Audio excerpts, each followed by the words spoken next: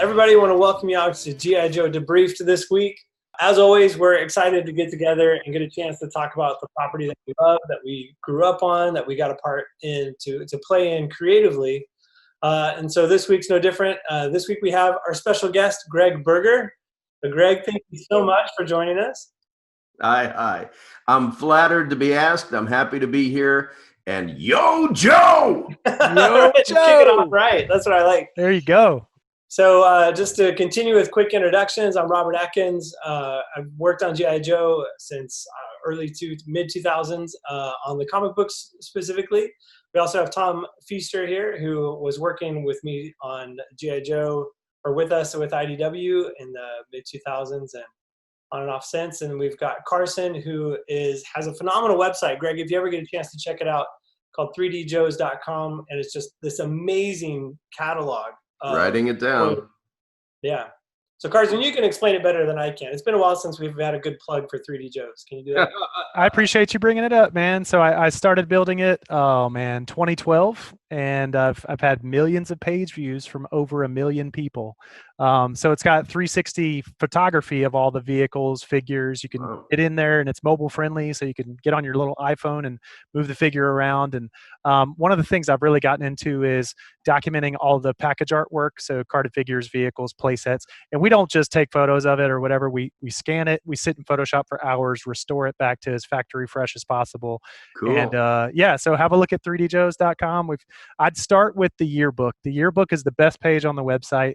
Every single carded figure from 1982 to 1994 on one page. You can just scroll through it. It's like a timeline. And then when you see a figure that you want to learn more about, click on it and it'll take you to that figure's page. So start at the yearbook. But the best part is I've gotten access to a lot of creators and people like yourself that I grew up admiring your work, and now I'm sitting here on a chat talking with you. So it's absolutely incredible, man. These are all geek out moments for me. So thank you for having me. Thank you for being here. Hey, you're everybody's favorite archivist. Statues will be built in your likeness. So of course, we all kind of know the general rundown for those that have been following along for the past few weeks. We've had a chance to kind of chat with Gregg already a little bit, but after we kind of get through the introductions here, we'll go ahead and start up an episode, which we're happy that Hasbro has put up on YouTube for us to watch. And as that's playing along, we're going to just kind of chat about the episode, about the craft that Gregg brought to this specifically, which is going to be great to hear about. And then, in those commercial breaks, we'll go ahead and stop. If you have any questions for us, be sure to post those in the Facebook chat, and then we'll take a few minutes to go over that too. So that's kind of the rundown for how we're going to go for the next little bit. It looks like we almost have Tom. It looks like he's trying really hard. We've got Tom at a refresh rate of about 2 frames per second, maybe. All right, so let's give a shout out to Gregg's laundry list of characters. I mean, I did a little research. I try to do research before the show. And so I know for G.I. Joe, you were Spirit, Ripcord, Cutter, Firefly, Colonel Brekhov, and Sparks. But on the credits for behind the voice actors, which I don't know if that's a legit site or not, so let me know. Oh, it is. Okay. 340 roles from 177 titles. So you have been incredibly busy. You know what? They are one of the places I go, as well as my IMDb page, just to remind myself what I've done. That's awesome. What a career. Well, I only go where I'm invited, but thankfully I've been invited to some pretty thoroughbred stables. Yeah, you absolutely have. I was saddened to hear that your favorite TV show is Transformers. No, that's just Carson. He doesn't speak for the opinions of the show. I'm just kidding, man. I will tell you that in those days, as a cast member of both, and at the outset, they sort of both prided themselves in continuing to sort of cast from within. We might as well have had air traffic controllers as far as remembering which studio you had to be in after which studio. Very much like what I understand early radio was like when everybody was in New York, but they had to take a cab across town because they were in a show at 8:30, and everything was live. This was just a question of getting to the sessions on time, but man, they were busy years. And because a lot of the writing was continuing kind of or revising during sessions, I attribute to that the fact that I've known people for decades from both casts who not only launched jobs but also careers. I still see them in session. I still see them in waiting rooms, and you know, we've spent so many hours of each other's lives with each other that it's kind of family. And the cream rises, and just so many of Wally Burr's original picks for things, multicast in multiple roles, have just had what you call a career. You know, Exactly. you still do it one job at a time, one opportunity at a time, but you put together several decades of it, and it starts to look it starts to look like what you said you wanted to be when you grew up. Yeah. I've got a question for that, a follow-up on that. Do you think it is due to Wally Burr's ability to pick all-stars, or might it have been some like formative training under the very rigorous studio that Wally Burr would run? I heard he pushed you guys pretty hard from the Baroness. Well, you know, I'm going to say he was firm but fair. He knew what he wanted. He was an excellent judge of versatility, because he wanted to anticipate that he could lean on people once they were on the team, in the dugout, however you want to, you know, put it. But it's a combination of several factors. And I've talked with Flint Dilley about this. I just think there's kind of an X factor to something when a perfect storm is created. That writing pool, that artistic pool. And I'm a big believer in the collaborative nature of life and art. And if you don't get behind the mic and honor the mic, but also honor the artist, honor the writer, they're all giving you clues and then hoping that you can furnish a third dimension to that character that they've slaved over. But to be perfectly honest, you know, we, the voice cast, we're the last ones in and the first ones out. We get a disproportionate share of the glory, and I'm not undervaluing our contribution, not at all.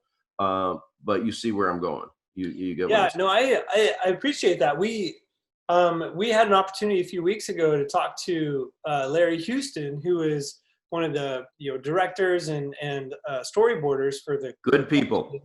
Yeah, he's awesome, and he went on to kind of have a very prolific animation career. But it was just so great to kind of see kind of the behind the scenes on that aspect of it, getting to talk to some of the voice actors too.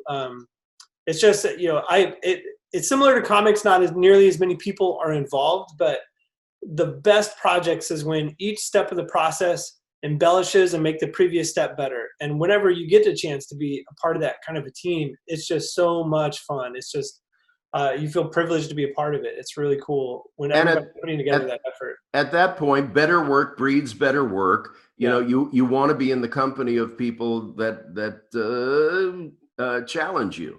Mm-hmm. So Wally knew what he needed, what he wanted. So did the other people in the room. You know, there's a joke among voice actors that you see people flailing wildly on the other side of the glass and you think it's the last day of your career. And then you find out that they're ordering lunch and they have the menu and they're fighting over who's getting what. I've never heard that before. That's great. That is awesome. And real quick, I mean, kind of speaking to that, you mentioned how like challenging each other in a good creative way. What were some of the other who were some of the other voice actors you worked with that you felt just had a handle on the craft you were able to learn from? I mean, whether G.I.Joe or another show, but who was a voice actor you worked with that kind of mentored you a bit, or at least unofficially you were able to pull some process from? I absolutely could never limit it to one. The effort was too ensemble. But wow, Chris Latta, forget about it. I discovered 150% of 150% just watching him and the amount of himself that he threw at that microphone. I mean, I'm glad he had a creative outlet for it, because he was a volcano. Arthur Berghart, Welker, Cullen, Ken Sansom. There were a lot of phenomenal people. And here's the thing. I really considered it my jumping off point, the launching of my voiceover career. I was less experienced than a lot of people when I came in, but in my head, I told myself that's the jump rope. Make sure you don't trip. Pay attention. Learn from anybody you can learn from. You watch people working the mic, but when it's you, you better do what you were brought there to do. Just like technical people who have if it's stage union and you got 2 cables to pull in act 3, you can have your coffee, but when that time in act 3 arrives, you better pull that cable. It's the same. You have to, and that's why improv and voice acting classes, any opportunity, what you want is to rinse, lather, repeat. You want to be able to do it. You want to spend as much mic time as you can so you can figure out what works for you as compared to what works for others. But what you can't fake is that level of energy that you have to maintain, because just like the Joes, everybody's life is dependent on everybody else's life. So when it's you better be all there. I got introduced to the character who's probably got closest worldview to mine ever, in Spirit, who believes that possibility and impossibility are states of mind. In my mind, there is only the possible, that which can be done. So it's decades later. Keone, Storm Shadow, and I are the greatest of friends. We fought an epic battle for the entire run of Joe. By the way, I think True. when I do autograph shows and conventions and things, I believe it was me who first said, because I write it on the photo, and Joeing is half the battle. Oh, that's great. No. Yeah, we've been talking about that. We've been watching the the miniseries the past few weeks, and we saw that first kind of meetup in a recent episode, right, where Storm Shadow and Spirit kind of face off. Pretty epic. Yeah, it was really interesting to kind of see the lore, and that these were the two that happened to have a conflict. This kind of back and forth conflict for the show. It was a multi-episode fight too. Yeah. And it was nice to do Firefly and say Cobra.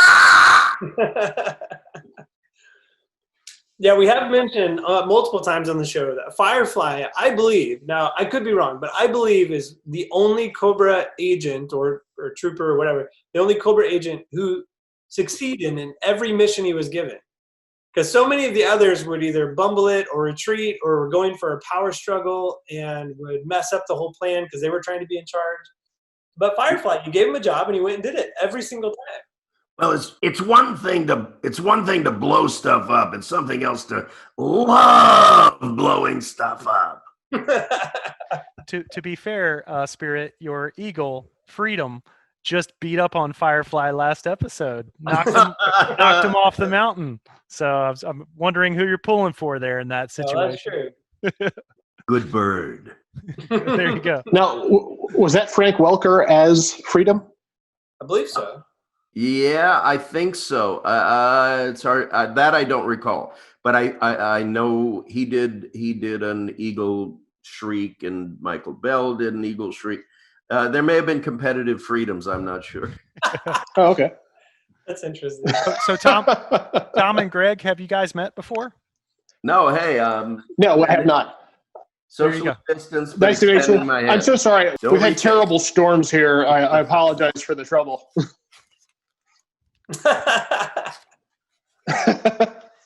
my social distancing joke of the day. So Greg, Tom Feister is a comic book artist that's worked on G.I.Joe as well, and he's a animator working in animation most of the time these days. So you guys have a lot in common there. Yes. Cool. I'm sure we'll be at the same water cooler someday soon. I would love that. We should probably get the cartoon running. Let us know, Greg, if at any time you want to stop and, if it brings up any memories, you want to stop and talk about it, I can hit pause at any time. But we typically just tend to talk over the cartoon, and we're not the most knowledgeable people when it comes to the lore and history of the cartoon. We're just trying to take it back to 10-year-old us and having a good time watching this cartoon and asking you guys questions. And Here. jump on in whenever you'd like to, all right? Yeah, man. We pride ourselves on our lack of information. Yeah, we kind of rely on the Facebook crowd knows so much more than we do. Yeah. True. We just happen to be the faces of it, but they often correct us and answer our questions. So we got a new intro this time, guys. This is the start of season 1. So we've done the first 2 mini-series that were made in 1983 September and 1984 September. And then this is the start of the actual season 1. First episode of Pyramid of Darkness, Part 1, The Further Adventures of G.I. Joe. Spoiler alert. Yeah, spoiler alert. Serpentor comes season 2. Yeah, pay no attention to the Serpentor thing. It'll come at some point. Yeah. So, Greg, at what point did you realize that G.I. Joe was a massive hit? Was it while you were doing the show, or was it well after the show? Not a chance while you're doing. Well, I mean, you find out that things are gaining traction, but the really big celebration is when you find out you're picked up. That means everybody's in agreement that this has a future. But you don't. Even the new cars that say they can see around the next corner can't see around the next corner. You just do your best work. You have to.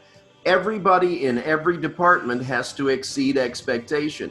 And then I'm going to be the first to say there are great shows that don't have longevity. There are less great shows that do have longevity. I feel like this was kind of a perfect storm. Those years, those talents in all departments on both sides of the glass.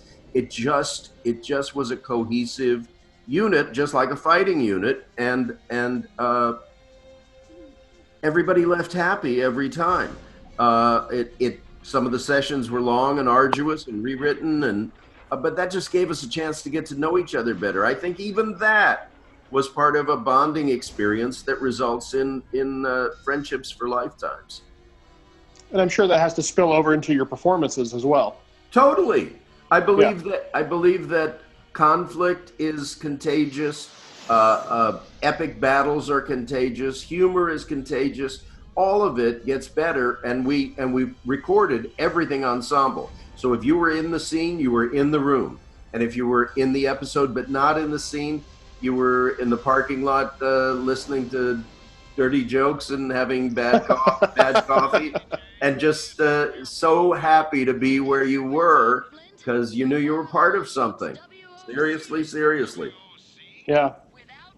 That's one of the great things about animation is it really is a team effort. There's not a superstar. Everyone really has to pull their weight. And, this was such a groundbreaking show in look and execution.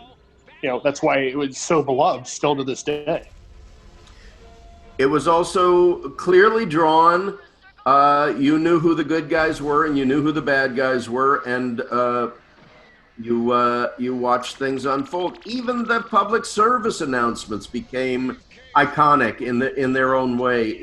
People remember. You're talking about your 10-year-old self, but that really is, that there's a gigantic demographic, but it's great to know that kid in the living room who was late for school or rushed home from school was part of this, was invested in it, Yeah, again, nothing you know at the time, but that's something I've learned one-on-one from adults who tell me about when they were kids, and they bring their kids, and sometimes they bring their grandkids.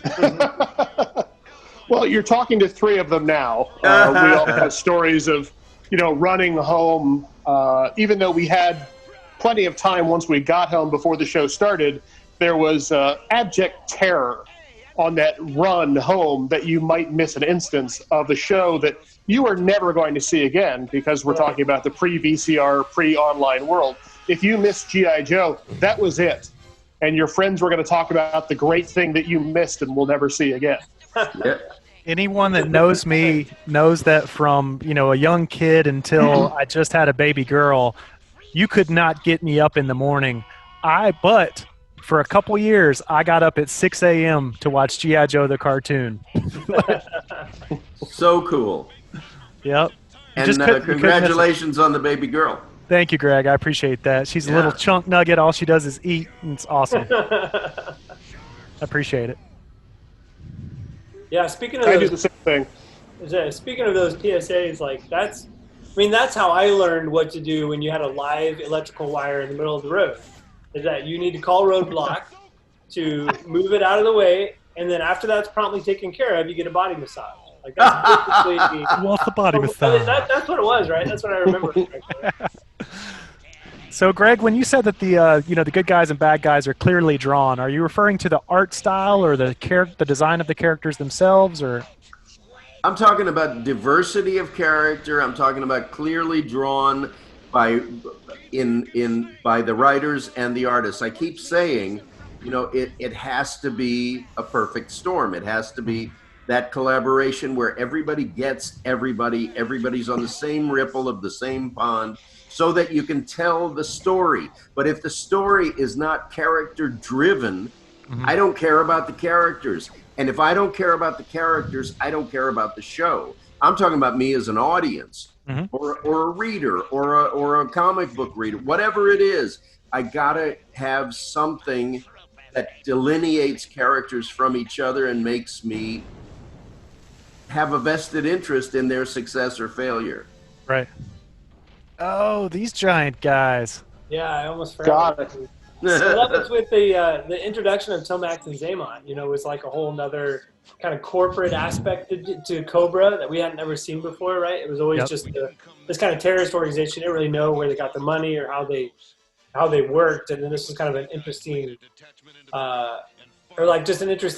side story and an addition to the reality of these organizations, even as we're in the middle of this kind of sci-fi type situation. Oh, it's great. It adds the funding infrastructure, right? So you have the Crimson Guards, and they run the Crimson Guardsmen, who are all like accountants and tax people and rich, wealthy, affluent, well-positioned people that just so happen to go out and moonlight as part of a terrorist organization. It was brilliant. I thought it was really brilliant. And that's one of the concepts they could take into the future today that I think would set a little better with today's generation. The idea that there's this like benevolent Cobra organization. They did it a little bit in Renegades, where Cobra was basically like Walmart. Cobra was just this ubiquitous company that sold everything. And so the Extensive Enterprises was the birth of that. Yep. I'm watching and thinking of all the names I didn't drop: Morgan Lofting, B.J. Ward, and Mary Mack, and Bill Ratner. It just, wow, it was an extraordinary team. Yeah. And careers all. Yep. Mary Mack, I met her at JoeCon and found out she was the voice of OnStar. Mm-hmm. So right. All those They're cars, very busy. All those cars have Lady J in them. That's right. We had Morgan with us a few weeks ago, and she was wonderful. Yeah, she's awesome. Yeah, I think we were all left pretty smitten with her. That can happen. So I've traveled with her for conventions, Larry Hama for conventions. It's just I keep going back to that convention reality, because it not only gives fans an opportunity to say thank you one-on-one, which is half of why I go. The other half of why I go is so that I can say thank you one-on-one. But Morgan is the same. Everybody from that day is so happy to just sort of meet the other side of the viewing audience. It's great. And fandom is such an extraordinary member of the Hasbro ensemble. Fandom is like the absent member. You don't see them, but you know they're out there. But they've just been so loyal and loving and willing to be adaptable within the franchise, and just it's awesome. I'm not putting on rose-colored glasses. That's what makes it work. Yeah. Especially during the years of low tide when there's not a lot happening. The fandom picks these franchises up and puts it on their backs and carries it into the future until the mothership decides to, send out some new material for us. So, and I know those cards and letters and emails get read because they have an impact. You hear about it when you have studio people jumping in and contributing at panels and things. so I got a question for Tom. Tom, Yes. from my mother, she wants to know what kind of dog do you have? She's a mutt. She was a rescue. She is probably a half dozen different things are rolling around in there. If my mom didn't love you already, now she loves you. She takes in all the strays. Okay, she's getting her cone of shame off on Friday. So, oh yeah. Question for Greg. Were you guys, as voiceover artists in the cartoons, were you ever exposed to the other mediums that G.I. Joe was featured in? So did you get packages? Did you read the file cards? Did you look at the comic books? Or were you pretty much solely immersed in the scripts of the cartoons? I would say at the outset and the origin, immersed in the scripts. We would hear about toys involved in the line and excitement about this or that.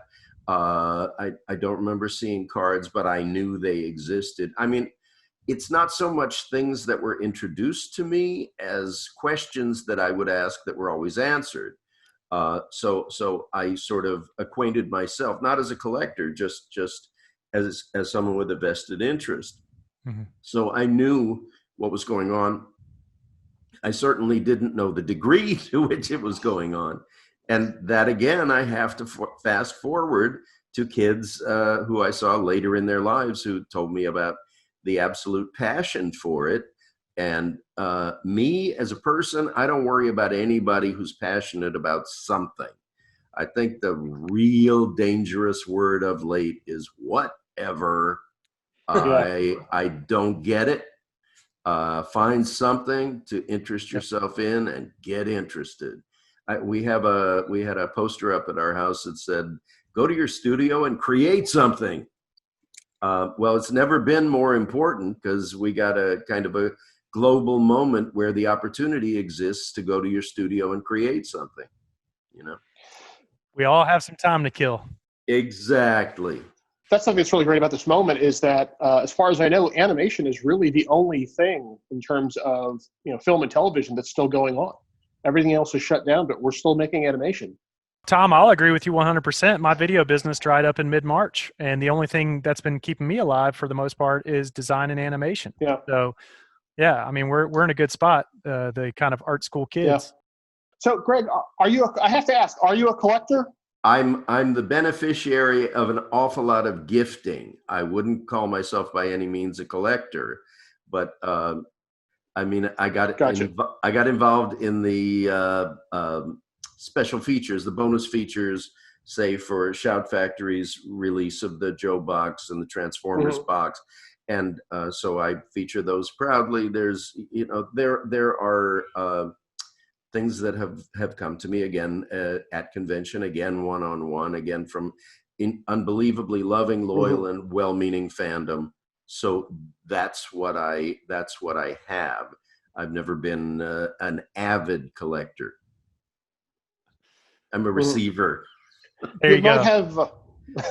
I did the print for that release of the box set. It's Foot Locker. so great. Well, then I'm in your It's fandom. a pretty cool set, I have to say. Well, I appreciate that.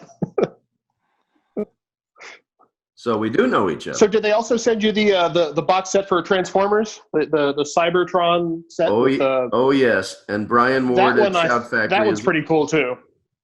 Both of them indicate such a love for the franchise. They're really franchise centric. They really make it clear that it's been done by someone who absolutely gets it.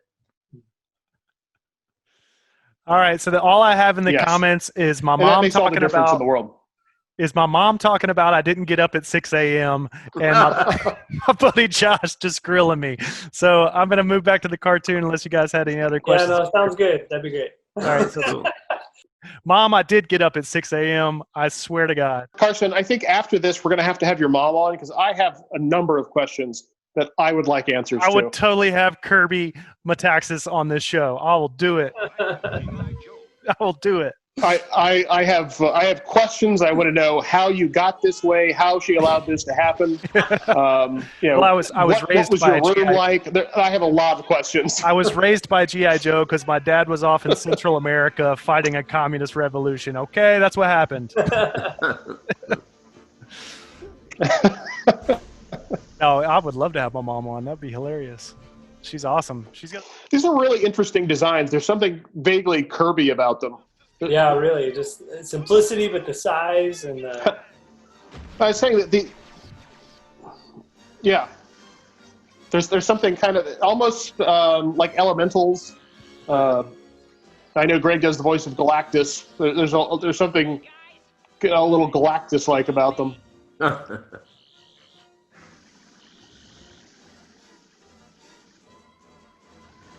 Yeah, the shark was definitely one of the vehicles. It's so easy to get lost in this stuff. I know. We just sit here and we watch it instead of talking about it sometimes. We just get lost in it and thinking about the toys we wanted to have and didn't have and how we played with them. It's cool. So, Greg, when you were working on G.I. Joe and Transformers, would you do the same voices? Would you do voices for each show in the same day, or were they completely separate sessions? At the outset, there's actually a rule in the Screen Actors Guild that changed during and probably because of the 8-hour sessions that we did at the outset.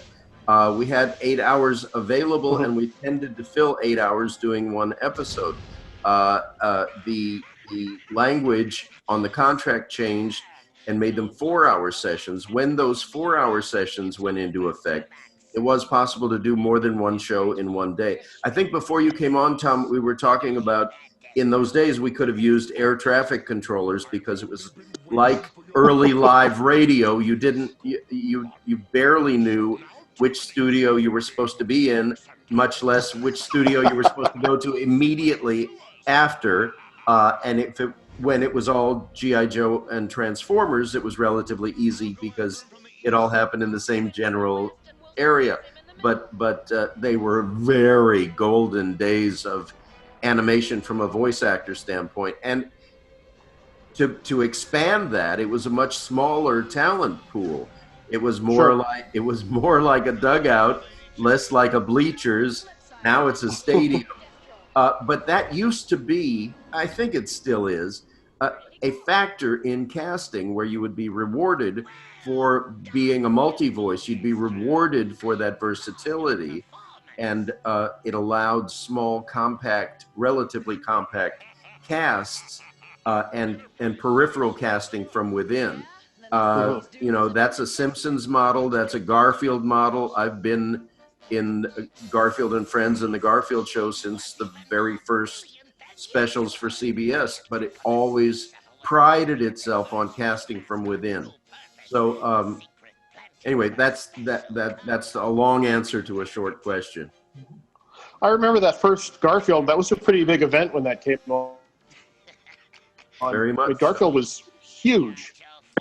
And Jim Davis became a personal friend. Mark Evanier and I was doing, again, a comic convention, Mid-Ohio Con, but it was close enough to Indiana. I can't remember the name of Muncie, Indiana. Mm-hmm. Mark and I rented a car, and you drive through llama farms and under people's clotheslines, and all of a sudden you're in the middle of Indiana at the most premier art studio you can possibly imagine.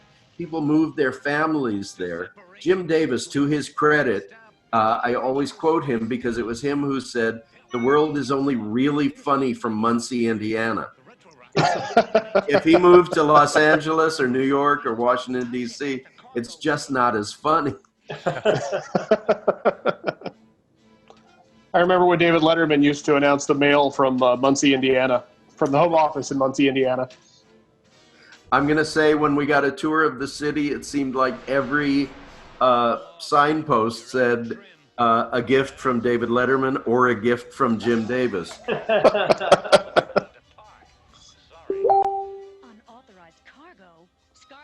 I didn't remember them going into space this early in the series. Yeah, Yeah, I'm amazed. Like they really bumped up the sci-fi super fast, like in the regular series. Yeah. Oh, And I have to say, Go ahead, Tom. go ahead.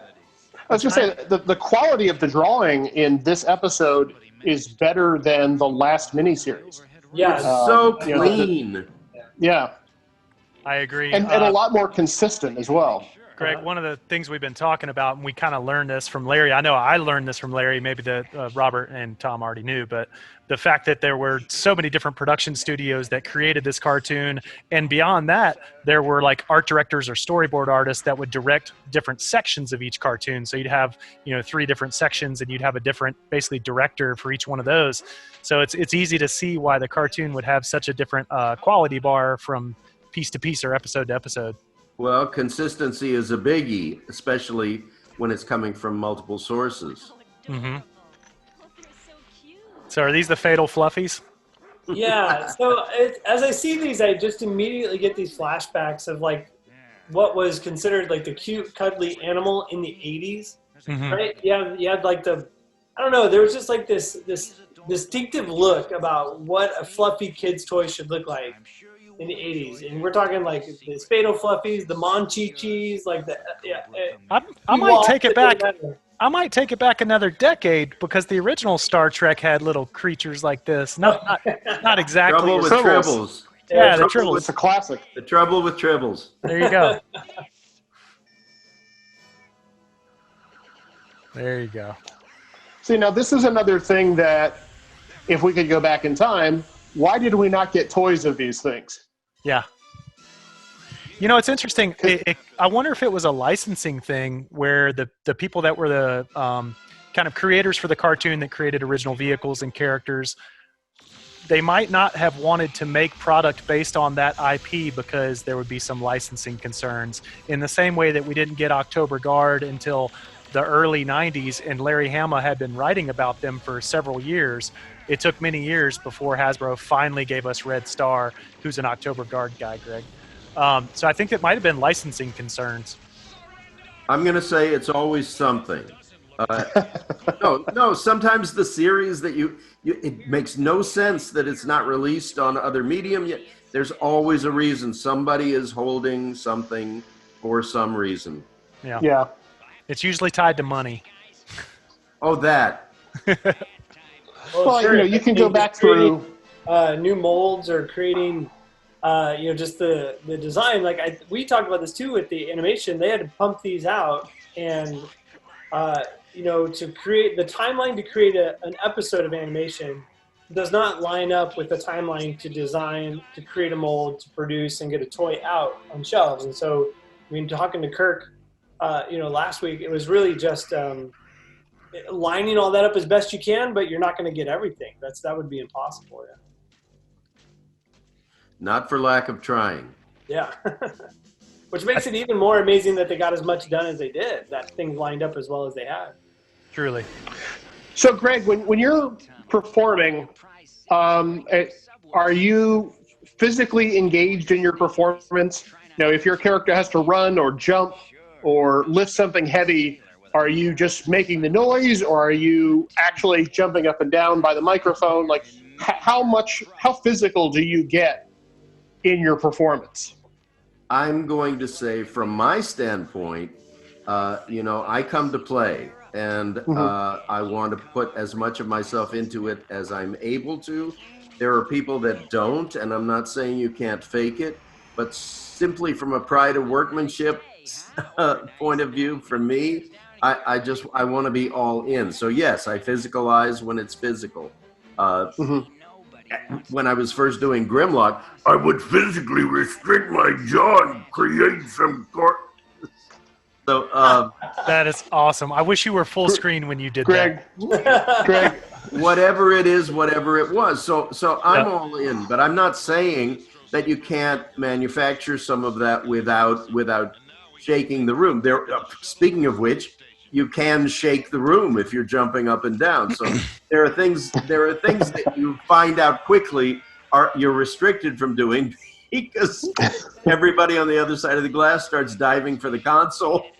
Well, and just thinking about it from a logistical standpoint, you were probably, your mic was stationary, right? Like you didn't have a headset kind of microphone that you could take with you and do things, right? No, so you're actually kind of manufacturing things that Mm-hmm. can create intensity. But the one thing that you can physicalize, but what really was the most important, because he had the story Bible, he knew who did what to whom and how intense any given moment was. Wally would paint us into the intensity of scenes, and you would realize how high the stakes were in most of those encounters. It's not rocket surgery, but by the same token, it either rings true or it doesn't. If it rings true, it's because everybody's sort of telling the same story. So if that involves physicalizing, then by all means physicalize. If you can get there without doing that, but that's one of the things when I first started, and I would sit in the back until it was my turn to step up. I watched people create that intensity and physical drive or exertion by doing things that might be stationary, but they were still active. You can really drive something, or you can just sort of lob it. Um, that's my answer. It might be opposite everybody else's answer, So, but I think all of us.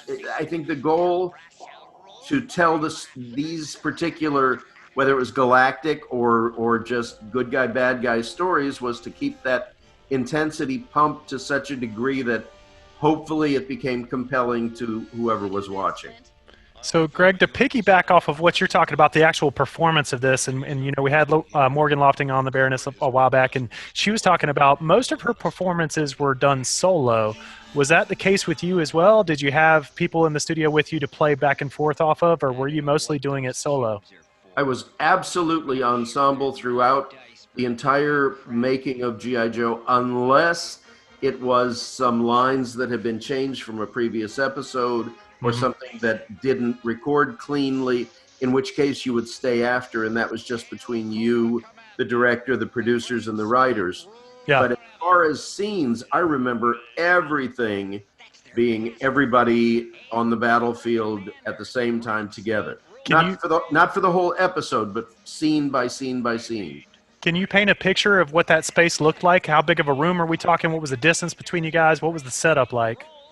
I would say we were 2 to 3 feet apart, and there was sort of a mic that went from the center to the outsides, and so you could sort of peripherally look at or directly look at the people that you were in the scene with. So there was a real acting component to it. I mean, I think we do our best work when we're ensemble. I think everybody does. I think that energy and enthusiasm and whatever it is, it becomes contagious. And we're actors. We like to perform ensemble. Can we perform in isolation? Absolutely. But that amplifies the relationship between the director and producers and writers and artists on the other side of the glass, because they have to literally paint you. This is absolutely the way for interactive games, even if they're Call of Duty games, even whatever they are. There is a possibility that you're the first in the scene to record. So if that director, producer, artist, writer, if those people are not successful at communicating to you what exactly to anticipate in the way of responses coming toward you, which are not there, it doesn't ring true. That becomes an editor's medium, and they're putting together a jigsaw puzzle. In interactive gaming, there are terabytes and terabytes and terabytes of data and information, and it all gets assembled jigsaw puzzle like. Why? Because each action that, especially if it's player driven, which they kind of all are, determines a different outcome. So you're interactive to a degree where almost everything has to be recorded 50 different ways, including your death, including your fight, including your this, including your that, because those all have to be potential eventualities depending on how the player drives the action. So that requires isolation. It requires trust, and it requires a really intense relationship between the director representing that side of the glass and you representing hopefully the third dimension of the character that's been carefully drawn and carefully written. Back to the studio, there was a Wally Burr South and a Wally Burr North. So periodically, if you had time between scenes and you had something to pick up from another episode, or in my case, the other show, because I did Transformers and G.I. Joe concurrently, you'd run to the other studio and then run back and be almost, you'd either be later on time when you came back, but they would release us. They had to know where we were also. There was just so much production. So much production that as an actor, you have to be careful you don't let yourself believe that it will necessarily always be that busy. Yeah.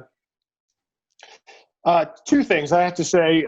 When you did the Grimlock voice a few minutes ago, I was instantly 9 years old again, so thank you for that. Me, Dinobot leader. How did you...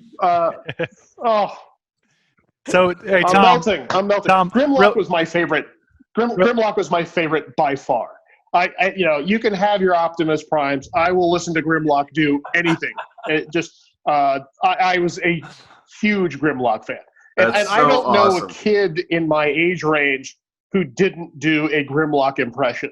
I mean, it was such an iconic voice. I know a G.I. Joe. I know that we're G.I. Joe focused. Go ahead. But me, Grimlock, kick what? I love it. How do you not do that all day long? Like, if that was serious, like everywhere I went, everyone I interacted with, like, I have to ask, like, so you're doing these voices, and I'm sure you have, maybe children that you interact with at the time. Do you walk up behind kids in the grocery store and just unleash Grimlock and walk away? Like, I'm sure you had to have fun with these things, especially a voice as iconic and recognizable as Grimlock. If it was Grimlock Saboteur instead of Firefly Saboteur, I probably would have. No, I'm not that guy, but I did okay at birthday parties. I'm sure. So I wanted to ask, so what led you to voice acting? What were you a kid who just could always do voices and just was a natural path to you? Or was it something you were introduced to later on and just discovered you had a talent for? There is a story to it, if I can talk for a minute and a half. Please. I was an actor, and I trained to be an actor, and I was actually... There's a bigger subject. I believe as a human that sometimes you find your direction and sometimes your direction finds you. I've always been infatuated with voices and wondering if somebody is going to sound the way I thought they would just by looking at them. And it's just sort of a back of my mind thing that was always there. Anyway, I was an English major in college, and I had a roommate, a good friend, who became a roommate, who said, they're casting this thing in the theater department. They're going outside the theater department. I know you do voices just if it's a story or if it's a joke or if it's what you just seem to be facile. It's an English drawing room comedy. Anyway, he dragged me to the audition. I got the part. Opening night of that play. I'll make this wind up somewhere. No, go. Please take your time. Opening night of that play, the head of the theater department said, "What are you doing in the English department?" I said, "I don't know. Maybe I'll teach. Maybe pre-law. I don't know. I don't have a direction." He said, "Well, don't stop doing that." But he said, "I'm going to encourage you to join us. You're the kind of talent that we like to feed and water and nourish and grow." So I did, and I wasn't a jaded kid actor, anything like that. It was never part of the plan. But consequently, it was new to me and it was fresh to me, and I was hungry for it and passionate about it. There's that word again. And I ended up with a double major because I had enough credits I went to a theater conservatory. I went on a path that led me into regional and repertory theater and touring with a show. Long story, much shorter. I found my way to Los Angeles, where I was putting it all to the test, and I was working on camera, and I was working in theater, and I was doing movies, and I was doing episodic television. But I always wanted to cultivate that side of myself. So I made a voice demo, and I had done voice work. It started actually in the Midwest, but I'm going to cut to the good part, which is that I was doing a play I'd been done all my homework. I'd acquired my skills. I'd repeated and repeated and repeated. I was ready, but I was undiscovered. I did a play in Los Angeles called Cloud 9, which came out from New York. I actually went into the play as an understudy and thought, I'm never going on. But the night came when a car broke down and everybody was fine, but they said, suit up, you're going on at half hour. So I adrenaline raced. I did it. I knew I could do it and was ready to do it. At the end of the show, Gordon Hunt, who was doing all the voice direction at Hanna-Barbera in those days, came to the stage door, sent a message to me. I came out and he said, geez, if you're as versatile as what I just saw on stage, we should know about you at Hanna-Barbera. Well, I felt everything in my life freeze. I thought, my God, this is an opportunity. I'm not letting it pass. And I said, you know what? You've had my demo for a couple of months. If you can move it from the bottom of the pile to the top, give me a listen. I'd love to be doing what you're doing. So he said, geez, you got a lot of nerve, don't you? And I said, no, not usually. I can be polite to a fault at my own expense, but if you're putting out a welcome mat, I'm stepping on it. So he said, I love it. He said, you totally busted me. He had me in the next week for a peripheral role. He had me in shortly after that for an episode of what was then the New Jetsons. And Janet Waldo was in the room, and Don Messick was in the room, and Gordon said, I'm seating you next to Mel Blanc. Wow. So he said, I want you to know that this is where you're supposed to be. And he went in, I'm not trying to make it any more incredible than it was. He went in to this room full of every veteran voice that you can imagine. And he said, this is Gregg Berger. I think he's one of the new kids. I saw him on stage. I want you to welcome him. This is where he belongs. And thereby hangs a tale. So that's a super long answer to your question, but it's good enough to be really shareable. I could have died happy that day. Thankfully, I didn't. Well, I mean, it ends with you sitting next to Mel Brooks or Mel Blanc. I'm sorry, that it doesn't get much better. It doesn't ever have to get much better. Yeah. And that was just the start of it. And I now that you know my other voices, in that episode I played Curly Quasar. I had a blind date with Judy Jetson, and the episode still airs. That's great. So do you have a favorite character? Is it Grimlock or is it someone else? I can't tell you which of my children is my favorite, and I can't tell you which character. There's too many for too many reasons, and all the reasons are different. Yeah. But I Spirit for his worldview, Grimlock for his kick-ass tail swipes, his ready.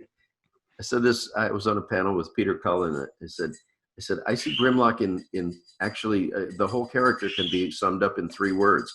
He said, what are the words? I said, ready, fire, aim.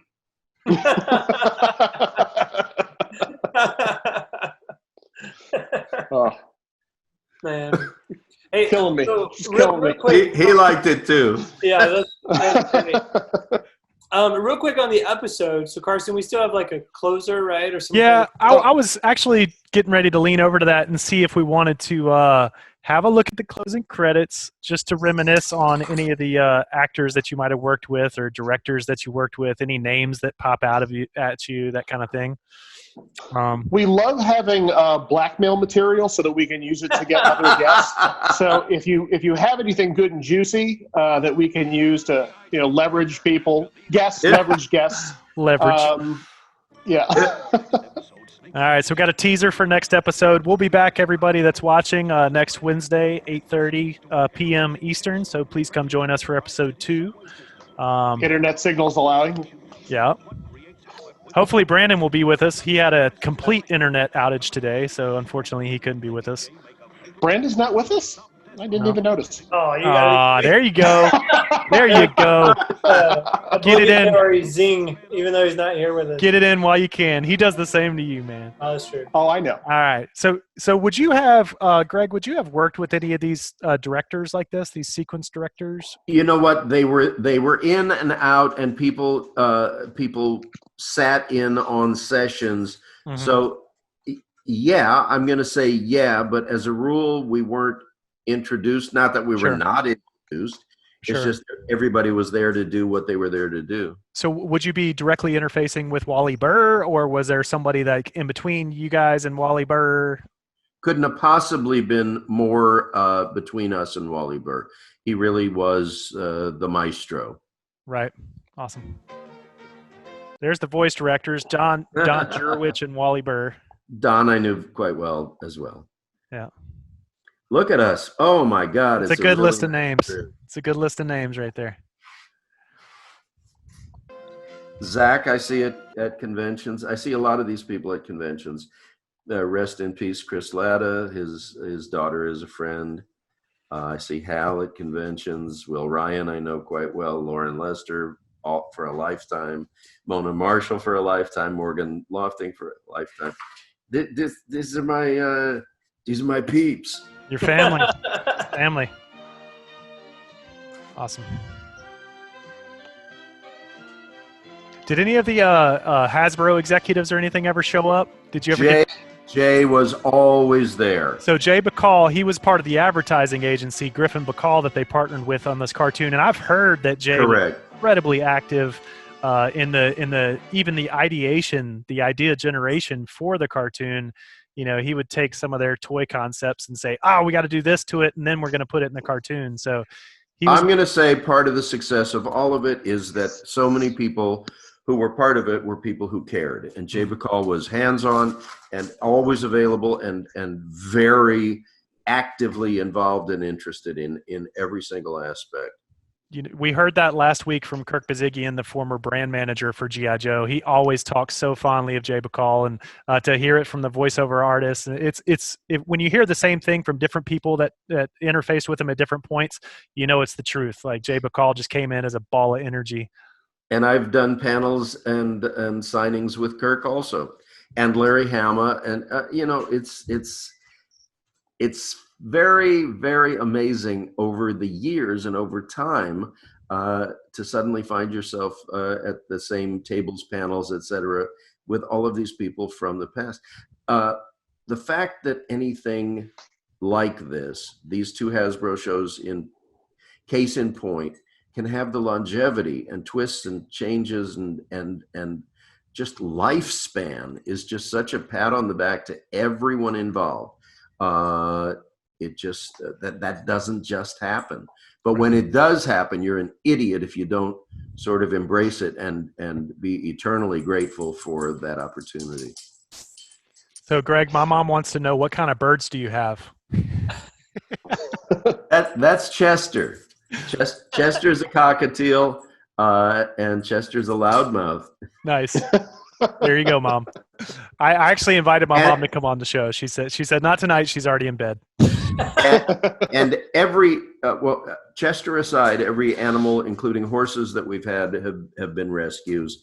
You were talking about a mix. We have a terrier mix dog named Charlie, and I just my parents used to call them Heinz because they were 57 varieties. When my dog's name is Panda, and when we first got her, she was just a tiny little puppy, and we took her to the vet. My son was around 6 at the time, and the vet explained to him, "Aw, hi there. This is Charlie, who I'm sure would love to go out." Aw, take Charlie. Yeah. Well, the vet explained to my son that Panda was a mix of many things, and my son said, "So she's a mutant?" And so that was when we would take the dog out walking, and people would remark on Panda has a very specific coloring and design of spots on her face. She kind of looks a little bit like the Little Rascals dog, but she's black and white. Yeah.